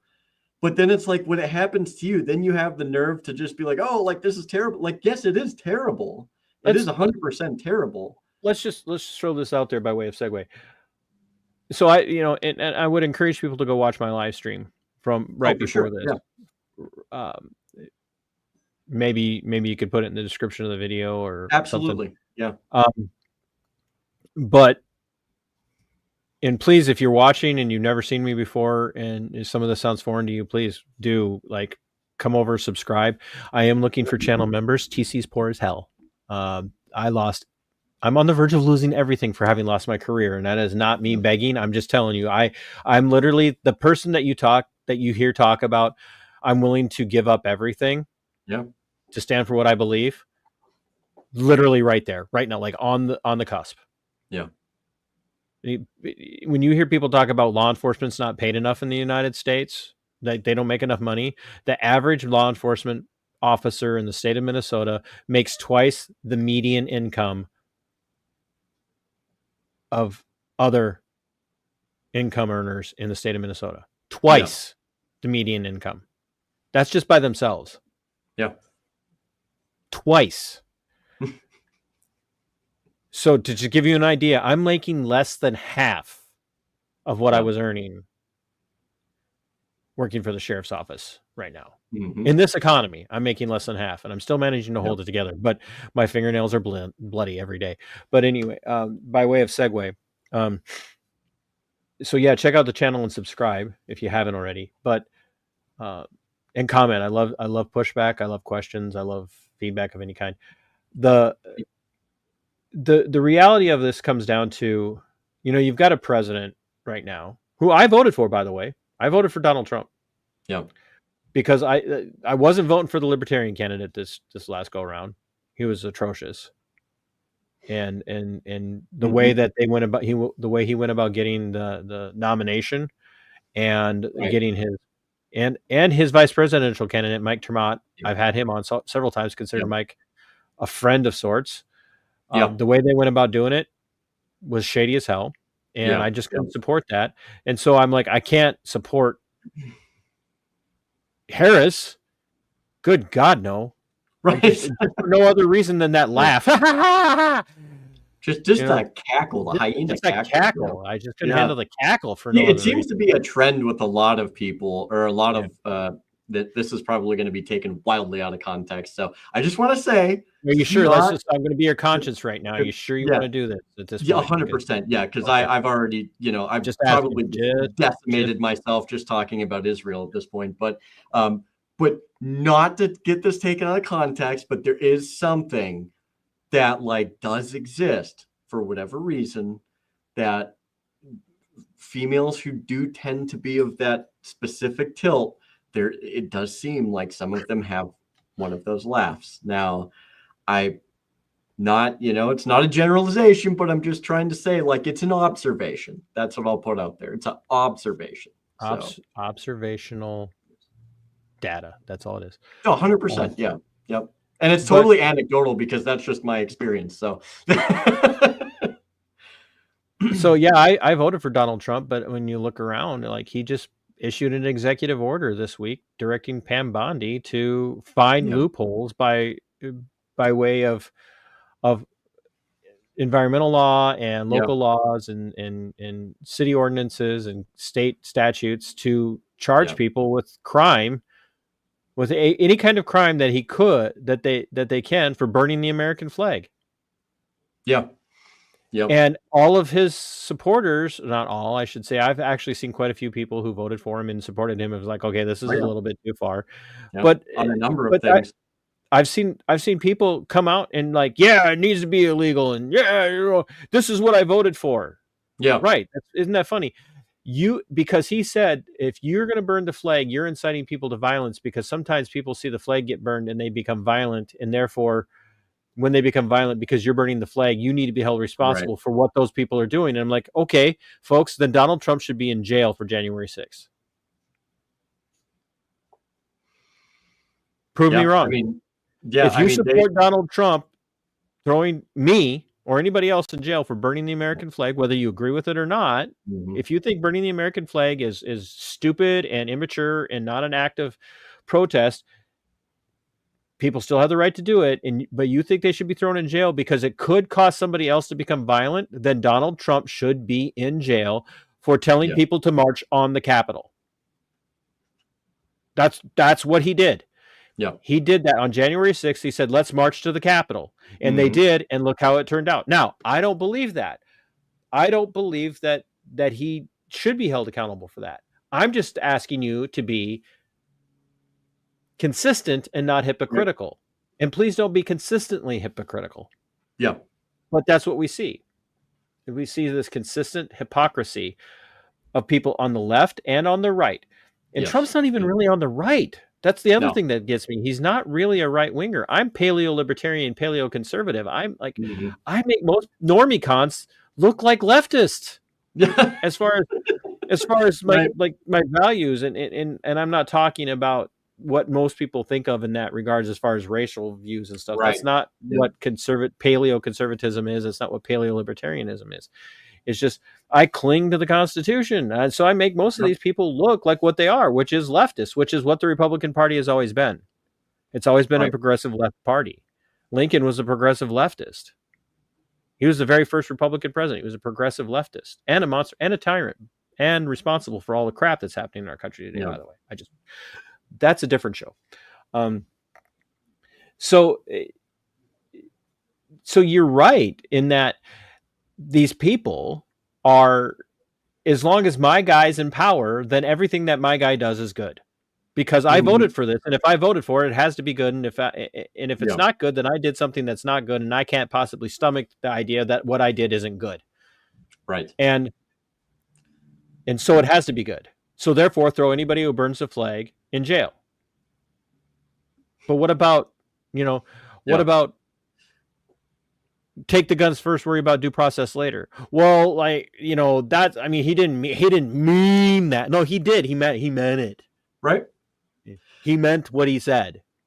And Bump stock, Operation Warp Speed. Which we're still bombing Somalia after like 30 years, it kind of like I said, Iran. Right themselves. We're bombing Iran.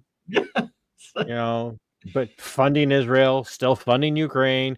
Yep. So all of that to say that government is dirty, and government is only dirty because it has a mechanism of enforcement, and that is law enforcement.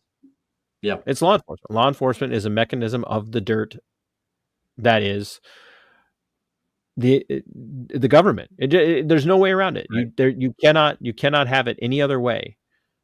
Now, does that mean does that mean my brother is a terrible rights abusing pig? No, I don't think my brother's a pig. Right. He doesn't talk to me anymore because of my content. But I don't think he's a pig. I love him. Right. I don't want anything bad to happen to him. Well, he's a decent guy. I've been on ride-alongs with him. I see how he treats people. He's genuine. I've never seen somebody be so nice to a guy who's driving so drunk that he's almost killing people. He's genuinely a decent guy. But there's something wrong with the career field, and it goes back. For sure. It goes way back, and I'm sick and tired of the argument of people going, "Oh, all cops come from slave patrols." Okay, let's just grant you your argument. All right, let's just grant you your DEI woke, politically correct argument that all law enforcement in the United States started out as slave patrols. I don't believe it, but I'm just going to grant you that. I'm just going to give you that one so we can get it off the table. You know what? You're right. Fine. Okay, Jose. We're good. We agree. We agree on that. But let's talk about the reality. Yeah. Let's talk about the reality. And things did not get worse as law enforcement moved along, or did not get better as law enforcement moved along. Back in the day when Officer O'Reilly was walking a beat, he knew the people. Yep. And he'd grab Pepperoni, the Italian guy. So O'Reilly would grab Pepperoni and he would pick him up by his overcoat, drunk in the street, and he'd walk him home and he'd get him into bed. And he'd tell him, "Okay, now Pepperoni, don't do it again." And then Pepperoni would get up the next day and he would go out and he would do it all over again. And Officer O'Reilly would pick him up and he'd carry him home and he'd tell him, "Okay, Pepperoni, don't do it again." And that was community-based policing. Maybe you lived in a town where Officer O'Reilly was a racist. Yeah. Okay, that happened, and it's terrible. And you shouldn't hate people based on the color of their skin. You shouldn't hate people based on their pigment. Stupid. If that's who you are as an individual, if you just hate somebody based on their ethnicity, you are the dumbest person in the world and I don't want anything to do with you. Yeah. There are far better reasons to hate people. Yeah, I would agree. And so sure, those people are out there. Those people, yeah, there are cops out there like that. But guess what? I've dealt with racist black cops too. Yeah. But in modern society, that's not a thing, right? Like they can't be Even that way. I'm not arguing with you. I'm just saying that aside, Yeah, no, I don't even I get care what you're about, saying. Yeah. I don't even care about that argument. Yeah. I just don't care about that argument. What I care about Yeah, is right. when did the problem come in? And it wasn't, law enforcement hasn't gotten better over time. Law enforcement has gotten exponentially worse. And it goes back to Daryl Gates in Los Angeles and the inception of SWAT. Yeah. Because you brought up the militarization of law enforcement. And that's 100%. when it all changed. We start to refer to cops instead of beat cops. Now we're calling them, lieutenant and captain and colonel, and we've got, watch commanders, and we've got and they're, and why? Because crime is getting worse, and we've got all this violence happening. We've got to change policing, and then so that's where it begins. I mean, it goes back further than that. But Daryl Gates launched SWAT into the mainstream. It turned into a freaking TV show right after it happened. Yeah. There was it popularized the idea of cops as warriors. Yeah. And it attracted a certain part of society, a certain segment of society. It appealed to a certain segment of society, and they recruited these people. Yes. And then they started to recruit these people out of the military. Yeah, because 100%. that's what they were looking for. Exactly. And military people were like, well, hit the ground running. Like, I can do combat. What the fuck? I'm trained in this. And so I can come. Yeah, I'll go be a cop. And it was like, now I get to see everybody as an enemy. And and it was like, well, it's because I've been looking at it. For that. Yeah. Now I can just do it here. I can. Yeah, I can just go back to my house at the end of the day. Not a big deal. Right. And so the rise of the militarization of policing really, it's been a long process, but it accelerated in the late 1960s and the early 70s with what Daryl Gates did with the Los Angeles Police Department and the spread of that mentality out of LA. And one of the most pivotal moments in that climb was the North Hollywood shootout. Oh yeah. Yep. Where you saw cops just outmanned and still outgunned by two moronic bank. I mean, I don't even know if it's fair to call them morons, because they kept these cops at bay for hours. Oh yeah, yeah. In North Hollywood after robbing a bank. Yeah. And so these guys go rob a bank. They're armored up, literally armored up, like not like you see armor today. Like, these guys literally look like they were wearing head to toe diving suits made out of steel, is what it looked like. Yeah, it was and wild. they were just kicking the crap out of the Metro PD in Las Vegas and Hollywood. They're just kicking the crap out of them. These guys, the cops were like driving up and confiscating like high-powered rifles and shotguns with slugs and whatnot from local gun stores. They were pulling out 38s and shooting at these guys and getting nowhere. Yeah, and so we had Daryl Gates, 68, I think it was, the rise of the warrior cop mentality. Lieutenant Colonel Grossman comes on scene. He starts to teach this to law enforcement, this warrior mentality. Then law enforcement starts to talk about, and I really do think we're going to have to, I completely derailed where you wanted to go. No, with this. So we are probably going to have to do another show. Yeah. For sure. And so as a teaser or as an appetizer for that is the mindset begins to change in law enforcement from being your community-based person to literally being trained to see everybody as an enemy, which is exactly the way we train our military, which, in the military, it makes sense. We're not going to talk about just war doctrine or just war theory. Yeah. We're not going to talk about whether or not the United States has ever been involved in a good war. That's a different conversation to be had, Very and nuanced I'm more than conversation. very willing to have that conversation with anybody that wants to have it. But it makes sense in the military for soldiers and airmen and sailors and Marines to maybe the Space Force. Those guys, we don't worry about those guys. You know? They can go to space and kill whoever they want up there. I don't care. But it just makes sense for you to be very wary. Yes. Of that person in another country that you probably shouldn't be in. Just be honest, like probably shouldn't be there. Like the Minnesota National Guard has a segment of people in Syria right now. Yep. It makes sense that the Minnesota National Guard that has people in Syria supporting Israel's expansionist war, those guys should be worried about those other people because those other people are like, why the fuck are you here? Get out of my country. There's a term called blowback that a lot coined of people by the like CIA, by the way, for the policies that they developed. Just want to understand.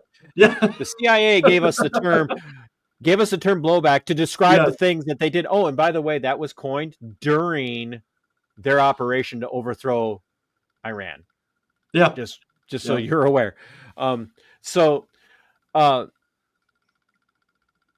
And not currently overthrow Iran, back when they did it the first time. Back of the day, So it makes sense for the military to view that. It does not make sense for Americans to look at other Americans and see it that way.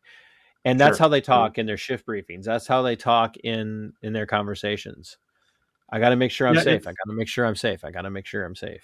And it's wild seeing the mentality that's come over. And I just did on Thursday, I did something regarding entangling alliances. And, and there, if I remember correctly, I had a segment in there that talked about, and I talked about it even the week prior too, of where, you look at this warfare state and all of the things that come with it. And it's just like, look, like, these guys that are now long since dead, these founders, like they were on top of it before, like it was even close, right? To where, so by the way, from our experience, this propensity of like building new ways to kill each other and all of these, what are you talking about?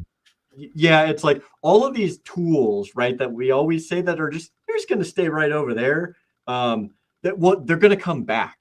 And the weapons, the technology, the spying apparatus, that basically all of these things that are part of this big control apparatus and mechanism, they're going to use it against you. How do we know that? Because the British did it to us. They literally 100%. Used the weapons of war against their own people. And they're just like, so experience is kind of like a big deal, And when you look at the militarization of police and, it's like anybody who fundamentally at a base level understood like any history was already at the point where there's like, I know where this is going and it's not great. It's you're just like, how do I like, it's like, you ever been in a car accident? Maybe not serious, but I've been in a minor fender bender before. And you realize after it happens that time slowed down when you realized you were about to have that fender bender. And you were like, I see it. I know exactly what I need to do to avoid this, but I can't do it. That's what you're talking about. You're just like, time slows down. Like it's like you can't do anything about it. And that's exactly how this all feels. So, absolutely. I did want to answer Centerline. And I was hoping we were going to get to that. I just wanted to make sure. Briefly. I believe auditing, First Amendment auditing, especially, and even Second Amendment auditing. We have First Amendment auditing, and if you have never seen a Second Amendment audit, I would strongly encourage you to check out the Armed Fisherman. He is a phenomenal example. I believe that First Amendment auditing, and I'll use this to gear into shutting my end of this down, so you can do whatever you need to do. Because you should probably talk to your audience. I've been dominating this whole thing. I talk more than Scott Horton. No, Yes, no, Scott. it's great. It's great. Yeah, so that's yes, Scott. yeah. I said that. You can clip that out and make it a short. I challenge you. I will send it. I will send it to his assistant and be like, look. Look what TC said. TC said he talks more than Scott. Scott will take that. Scott will take that as a challenge. Oh yeah, and we both know how that goes. He just did a 10-hour podcast on Friedman. So yeah, you did. Center line. Scott does talk more than you. I don't know, but he might make more sense than me. But auditing is a phenomenal thing. I think everybody should do it. Anytime you see a cop, anytime you're going into a government office, you need to have your camera out. There's absolutely nothing that bars you from doing that. They like to think they do, but that they have grounds to bar you, but they don't. And the second portion of that is that it all depends on how you approach it. Mm-hmm. I don't audit the way, it's not my life. There are auditing channels where that's their life. That's and there are some of those people who do audits that are just absolute assholes. Oh yeah. No, just hyper aggressive about it. You're just absolutely entitled to be an asshole. There's no law forbidding you from being an asshole. Yep. But if I can, I want to, if you don't mind, I'm going to show a conversation I had with a state patrol officer. Yeah, please do. Well, actually, let me do it this way. So my town flooded a couple of weeks ago, and I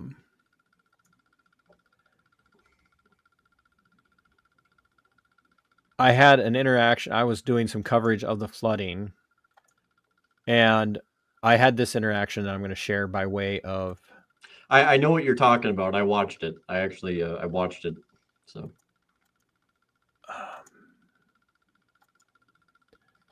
Yeah, this will be good.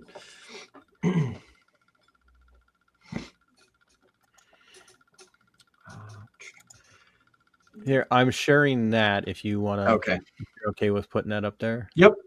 And I'm going to bring it up right now. And I will play it. All right. Oh, do I have the audio off? Oh, oops. Sorry. I'll start it over. So this is just... So what you end up with is just a circular flooding. So, I'm good, thanks. I don't need to be told. I'm an adult. I can handle myself. Huh? I'm independent. Why? No, you don't get to. I'm allowed to be anywhere I want to be. I'm gonna go get the trooper. That's the firefighter.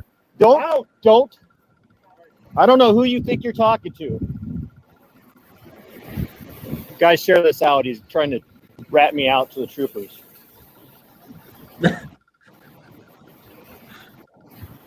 So that was a firefighter, volunteer firefighter, literally tried to go hands-on with me, and that led to this conversation that I'm going to show here, and I'll do this by way of, like I said, segueing into my close. And IR professional. Oh, that's to be fair, I mean I probably have some pretty significantly more brutal moments, I would say. So here's the follow-up conversation. Somebody drove through it. Dangerous. I mean, I could be a little crazy, but I'm not going to put myself in that much of a risk. I understand your position, but I also understand the position of the firefighters. If you were to fall in for whatever reason, now they have to go save you. So I understand that, totally Sergeant. So our job is to make sure no cars drive through. No, I wasn't putting myself. I was with the 82nd Airborne Division. I'm not afraid of stuff. So if he falls in, we'll rescue him. I'll tell you what, Sarge. I'm TC. Tyler, nice to meet you. I'm fairly critical of law enforcement. I understand. But I was happy to see your response. Oh. And I was happy to see you engage the way you did just now. I really appreciate it. So yeah, I just figured, well, I heard what you said to the firefighter. I went, he's a man. We'll treat him like a man. That's respectful. So, but I understand you also have a job to do with both. So how close? Where did you see how close it was? It I think Yeah. that to me is probably enough just to see, like, was I auditing him? Not in an intentional way. Yeah. I didn't go out there to say, let's see if I can get these troopers to interact. Right. I literally just went down to cover the flooding and talk to my audience about, the flooding in the area. And it wasn't the negative interaction that I had with it. It wasn't a trooper I had a negative interaction with. It was the local guy who should know me. Yeah. Like, I may not have a huge channel, but I'm pretty sure that just about everybody in town now knows who I am because I cover the city council meetings and I go to the town halls. Sure. And they tried to keep me from voting back in November when I was filming my shooting video of my own voting experience, which is perfectly legal in the state of Minnesota. And they literally tried to bar me from voting and called the cops on me. And then tried to, one of the election judges made a joke about punching me in the face. Nice guy or gal or whoever. No, gal. Yeah, it was a gal. Oh, wow. She, okay. A big fat bear of a woman. I got all of that on audio, all of it on audio because I requested all the data, and I got all the audio of her making jokes about punching me and another one of the election judges asking the deputy to escort me through the facility to vote. So I had to he wanted this deputy to escort me for nothing more than having video. And there again, in Minnesota, it is not illegal to have video or pictures of the voting process. Mm-hmm. You're just not allowed to show your ballot once it's completed. Right. Yep. That's it. So I, of all the negative interactions that I had, in particular in that day, the only negative one was the firefighter who should know me. Yeah. And this trooper handled it very well. Now, I saw some things on his face that led me to believe that he knew who I was. Just when I said I had a fairly, I have fairly critical views on law enforcement. And he goes, I understand. It wasn't, oh, really? He said, no, I understand. And then when I said, but I'm glad and happy for the way you handled this, he was shocked. Yeah.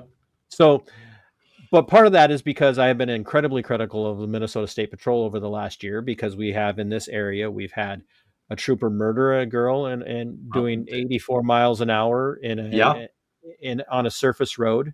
Yep. And he murdered a girl named Olivia Flores in Rochester, Minnesota. And then in Sherburne County, just back in April, another trooper was doing 126 miles an hour when he paralyzed a young man named Blake Mostad, who was involved in another accident. He was doing 126 in response to another call. 126. That's insane. 100 and they let him off, no charges. Yeah. Because the accident was unavoidable. So yeah, I'm fairly critical. Yeah. So I'm pretty sure. Well, and I was just going to say that the state troopers, at least in Minnesota, I can only speak on Minnesota, but I've known several people, or I have friends that know several people that are part of the troopers. They hear some of the dirty laundry that comes out of there, and when you also look at the stacking up of different incidents that occur with the state troopers, I mean, they are, without a doubt, probably, and this might be a stretch, and correct me if I'm wrong, but I'm pretty sure they're one of the most, if not the most corrupt, apparatus in Minnesota. They could be beat by somebody, but I don't know that I would say the most, but they definitely have. Yeah. Their problems. Well, that's fair. Yeah. Yeah. And part of what I do is I cover the stories, and I broke the story about Trooper Shane Roper after he murdered Olivia Flores. 24 hours before the mainstream media did, I released a story about his discipline history. He had four other write-ups for his driving behavior. Seems to be a trend with individuals like that. So I should get going so you can finish up with your audience, and we can schedule a time to do this again where we can talk a little bit more about the things that I observed in actual, the reasons that I have the views I have about law enforcement. And I Yeah. know it's a little off topic from what you wanted, but like I said, I felt like this is No, it's good. to get It's the audience introduced to why I feel like I yeah, maybe am more suited to be critical. yeah. There again, you do not have to be a cop or have been a cop or married a cop to be critical, but Well, sometimes the Douglas criticism, Murray would say, if you don't like, have experience, have you you've ever never gone been there. there? If you've never been there, how do you know? Never been there. I've been there. Yeah. But that's my Yeah. ugly act. I would encourage people to check out my stuff, and I'm more than happy to Oh, yeah. have this conversation with you and your audience again. I Yeah. cannot thank you enough for allowing me Yeah. airtime on your channel. So Absolutely. And I do have to throw an obligatory shout out, in my opinion, to Rebecca Whiting, because no, she is we're not talking about Rebecca Whiting. she's a great person. So Oh my she's gosh, fantastic. Rebecca, that'll go straight to her head. That'll go. Yeah. No, I'm well, gonna have to now I have to call her and deflate her ego before she even knows. Well, if you just get on farming stuff, it pans out. Okay, so No, I just can't have her being cocky, and she gets cocky when people say good things about her. yeah, yeah. I really appreciate your time. I will let you close. You do your close. Yeah, I will get out of here. I'm gonna go start my dinner. And all right, man. Well, it's been a pleasure. Thank you. I hope so I didn't much. ruin your subscriber count. I probably have ruined my own subscriber count, so I don't think that. Did you? No, I don't. I don't think that there's any worry about that. Did we at least get a few more views than normal at the start? It was. I think it's been pretty good. It's been pretty good throughout the show. So, and I'm not saying that to be mean. I just know I tossed my live stream over here. Yeah, no, I think we held from what I saw, I feel like we held a pretty good bump. There were some ups and downs, but I think it went pretty good, man. So I'm super pumped about that, and hopefully I look forward to having you on my on my platform. So yeah, I look forward to it as well. Hopefully some of the viewers that you have that do happen to stop in, hopefully they kind of like what I'm doing over here. That would be kind of cool. They're already checking you out. I guarantee it. So, all right, brother. Well, I appreciate it. Thank you so much for coming on. I'm gonna wrap it up on my end. Go eat something great. I gotta have dinner. I'm a home chef of sorts, so I'm very And so tonight I am doing a take on jalapeno poppers, but I'm making a jalapeno popper meatloaf. Ooh. And okay. And one more time.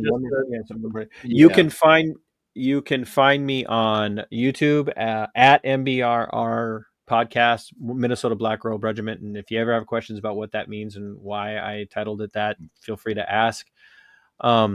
So you can find me on YouTube, Minnesota Black Robe Regiment. You can find me on Substack, TC. I can send all these links to you, and you can put them in the description of the video. Yeah, I'll throw them in the description for sure. But I'm also on Rumble, and I'm also on TikTok. Yes, I said TikTok, folks. The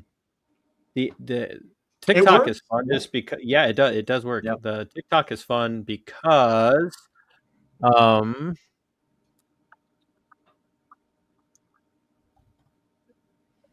MBRR Media Freedom Flock. Because I talk about my chickens a lot because the city wants to take my chickens away from me. So unbelievable. Stooges being stooges, man. So, but yeah, you can, and I'm on X at Robe Regiment on X. I call it Twix, Twitter and X. Twix. Yeah. So. Twix. Nice. Twix. Yeah, so that's what I call it. But I really thank you for your time and thank you for having me on. And get back to your audience because they're here for you and that beautiful red beard. It's actually, thank you. I appreciate it. No homo, but it is it's a beautiful red beard. So I appreciate it, man. Thank you so much. Thank you for your time. And we will link up again soon. This was awesome. So, well, thank you for saying that while I'm still sitting here. Oh, absolutely. Yeah. We'll see what you say about me afterwards. Oh, it's going to be a dumpster fire. No. All right, man. Welcome to my life. Take care, man. Yeah. All right. Take care. Bye-bye. All right, so there it is. I know it wasn't, a little bit more to the middle, but I think 100% it absolutely needed to be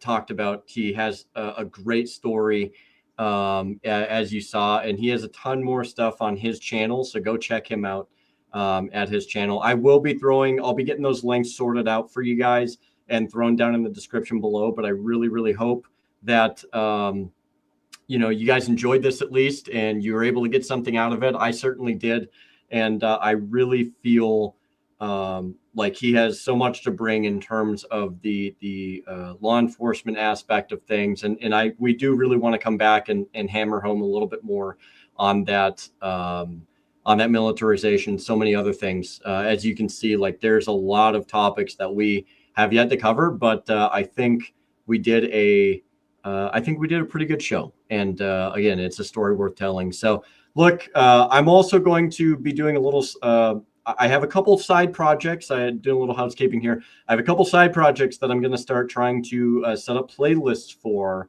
on the channel as well. And so I will be separating those things out as time goes on, and you'll be able to just go down and look at the subsequent series that I'm starting to do. I kind of did it with the In Defense of Liberty, and I will be getting around to doing some more stuff with that at some point as well. But just be on the lookout for that. I think you guys and gals are really, really going to like it. And without further ado, I really appreciate it. Always, pick up that torch, that flame of liberty, keep it moving forward. And look, I'm here to tell you, I have to spool up the banger for you guys one more time, as I always do for the outro. So continue moving forward. Don't ever, ever let somebody tell you what your rights are supposed to be, what your liberty is supposed to be. Don't let them back you into a corner. You know what they're supposed to be, and rights not exercised are rights not kept. So I appreciate you guys. Appreciate you gals. Thanks for coming over to another show. Swing over next Thursday to come and see both me and Scott Horton in the conversation we're going to have there. I hope you guys and gals have a fantastic weekend, and we will talk to y'all very, very soon. Take care.